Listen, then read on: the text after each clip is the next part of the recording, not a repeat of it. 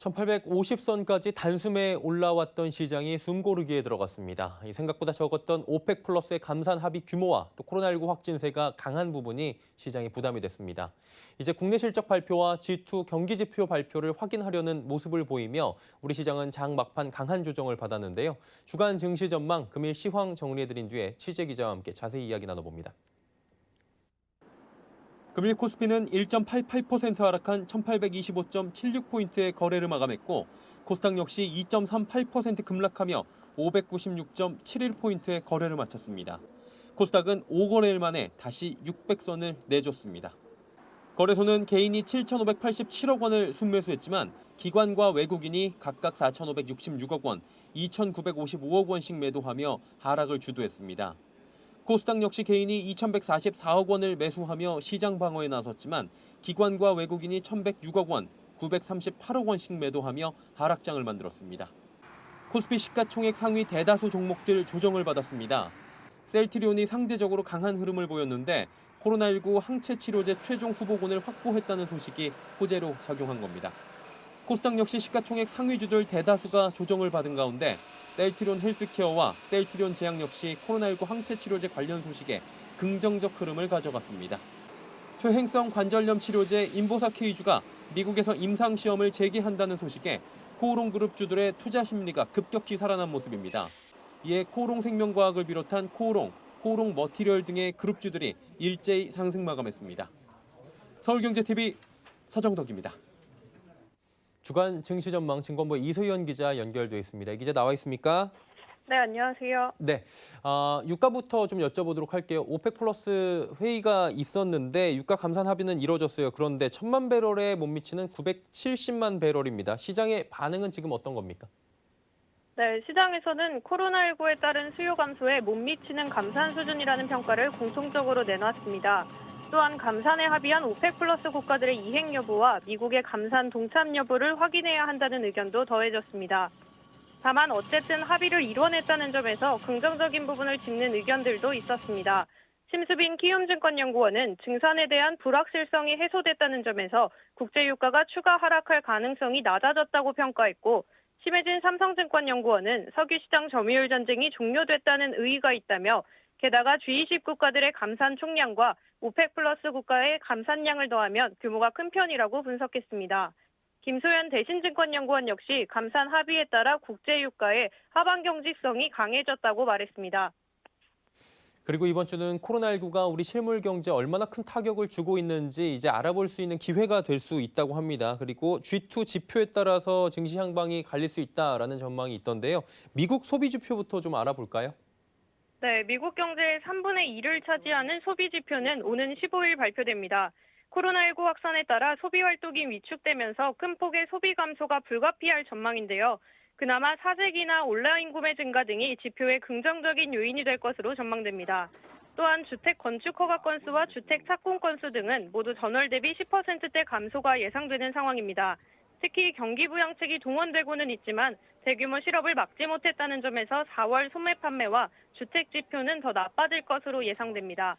우려를 키웠던 미국의 실업 문제도 아직 남아있는 상황인데요. 최근 3주간 미국에선 미국 전체 노동 가능 인구의 10%에 해당하는 1,680만 명이 실직한 것으로 집계됐습니다. 코로나19 여파로 경제가 위축되면서 대규모 실업은 당분간 이어질 것으로 보이는데요. 다만 신규 실직 규모가 줄어든다면 금융시장에는 오히려 안도감을 줄 수 있다는 평가도 나옵니다. 네, 미국에 이어서 중국 여쭤보도록 하겠습니다. 지난 1일에는 중국 제조업 PMI가 나왔는데 V자 반등에 성공한 것으로 일단 지표상으로는 나왔어요. 이번 주 목요일에는 중국 1분기 GDP 발표 이어질 예정인데 관련 소식 좀 들어볼까요? 네, 그렇습니다. 지난 1일에 발표된 3월 중국 차이신 제조업 PMI는 전월 대비 9.8%포인트 증가한 50.1을 기록하며 V자 반등에 성공했습니다. 이번 주 시장은 오는 17일 이번 주 목요일에 발표될 중국의 1분기 국내 총생산 GDP에 집중하고 있는데요. 중국 1분기 GDP 성장률은 코로나19 여파로 역성장세를 기록할 것으로 전망되고 있습니다. 중국 1분기 GDP와 관련해 신용평가사 스탠더드앤드푸어스는 마이너스 10% 하락을 예상했고 UBS도 마이너스 5% 역성장을 전망했습니다. 박희찬 미래에셋대우 연구원 역시 3월에 일부 경제 활동이 정상화됐지만 전년 대비 큰 폭의 감소를 벗어나지 못할 것이라며 시장 예상치는 마이너스 6% 수준이지만 마이너스 10%가 나와도 이상하지 않다고 말했습니다. 네, 이제 국내 이슈들 살펴보도록 하겠습니다. 실적 시즌이 가장 큰 이슈가 될 것 같은데요. 전망 어떻습니까? 네, 지난주에 삼성전자가 1분기 실적 공개 시즌 시작을 알렸습니다. 다음 달 15일까지 이어지는 올해 1분기 실적 공개 시즌은 코로나19 영향을 가늠할 수 있다는 점에서 관심이 집중되는 상황인데요. 올해 코스피 영업이익 시장 컨센서스는 146조 3천억 원, 1분기를 기준으로 하면 26조 9천억 원으로 코로나19 사태 이후 계속해서 하향 조정되는 상황입니다. 김용구 하나금융투자연구원은 코로나19 사태 이후 증시의 펀더멘탈 타격 정도를 가늠하는 첫 번째 이벤트라는 점에서 이번 1분기 실적 시즌이 갖는 의미는 각별하다고 평가했습니다.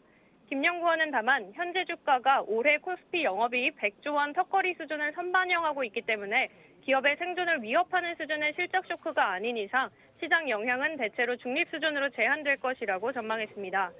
국내뿐만 아니라 미국의 실적 시즌도 관심 대상입니다. 노동길 NH투자증권연구원은 미국 기업 실적 발표 일정은 이번 주 위험자산 투자 심리를 제약할 수 있다면서 세계 주식시장의 빠른 회복세는 코로나19 영향을 반영한 기업 실적 발표에 따라 달라질 것이라고 말했습니다. 네, 오늘 급락으로 한 주를 출발을 했습니다. 증권가에서는 이번 주 투자 전략 어떻게 가져가야 한다고 조언하던가요? 네, 김용구 하나금융투자연구원은 코로나19 쇼크에도 불구하고 실적 펀더멘탈이 안전한 섹터는 유틸리티와 음식료, 바이오, 건설, 인터넷 게임 등이라고 추천하며 인덱스 베타 플레이보다는 파는 조정이 아니라 사는 조정 방식의 알파 플레이를 하라고 조언했습니다. 또한 삼성증권 투자정보팀은 기업이익 감소치 대비 현재 주가에서 투자자들의 심리 수준이 어디인가를 파악하는 것이 중요하다면서 현재는 시장에 대한 전망보다 유동성 유입 장세에 대비한 투자 전략이 필요하다고 말했습니다. 이를 기준으로 선정하면 유동성이 유입됐을 때 상대적으로 아웃퍼폼이 가능한 낙폭 과대업종 대표주나 코로나19로 보편화된 언택트 수혜기업, 역사적 저점 수준에 위치한 복합기업이 그 대상이 됩니다. 삼성증권은 이와 관련한 세부 종목으로 삼성전자, SK하이닉스, 네이버, 카카오, 스튜디오 드래곤, 삼성물산, SK 등을 꼽았습니다. 다만 이베스트 투자증권 투자전략팀은 외국인 순매도가 부담스러운 상황에서 외국인의 비중이 큰 코스피보다는 코스닥이 개인 투자자들에게 상대적으로 유리할 수 있다고 말했습니다.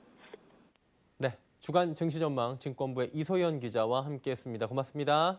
감사합니다.